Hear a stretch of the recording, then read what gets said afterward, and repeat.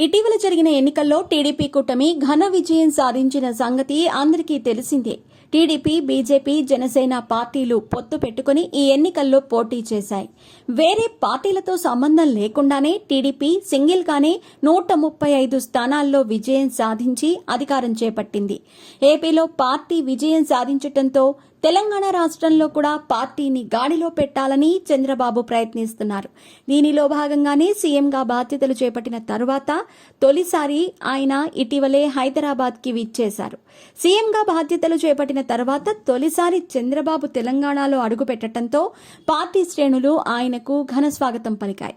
చాలా కాలం తర్వాత ఎన్టీఆర్ భవన్కు చేరుకున్న చంద్రబాబు తెలంగాణ నాయకులతో ప్రత్యేకంగా సమావేశం నిర్వహించారు. తెలంగాణలోనూ పార్టీని మళ్లీ ట్రాక్ మీదకు తీసుకొస్తానని తెలంగాణ తెలుగు తమ్ముళ్లకు ఆయన భరోసా ఇచ్చారు. తెలంగాణలో మూలకు పడిన సైకిల్ని తిరిగి రేస్లోకి తెచ్చేందుకు చంద్రబాబు మాస్టర్ స్కెచ్ వేస్తున్నట్టు తెలుస్తోంది. దీనిలో భాగంగానే తెలంగాణలో పార్టీని ముందుకు తీసుకెళ్లడానికి చంద్రబాబు కీలక నిర్ణయం తీసుకున్నట్టు సమాచారం.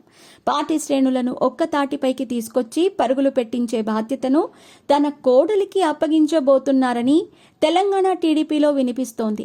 బ్రాహ్మణిని టీడీపీ వర్కింగ్ ప్రెసిడెంట్గా నియమించే ఆలోచనలో ఉన్నారని పొలిటికల్ సర్కిల్స్లో చర్చ నడుస్తోంది. నారా లోకేష్ ఏపీలో మంత్రిగా ఉండటంతో తెలంగాణ బాధ్యతలను బ్రాహ్మణికి ఇవ్వటమే సమంజసమని బాబు ఆలోచనగా తెలుస్తోంది.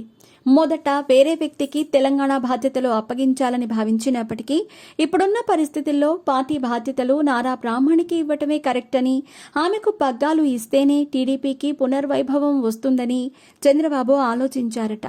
ఈ క్రమంలోనే వ్యూహాత్మకంగా నారా బ్రాహ్మణి తెర మీదకు తీసుకొచ్చినట్టు తెలుస్తోంది. పార్టీని పునరీకరణ చేసేందుకు బ్రాహ్మణికి కీలక రోల్ ఇవ్వాలని చూస్తున్నారని తెలుస్తోంది.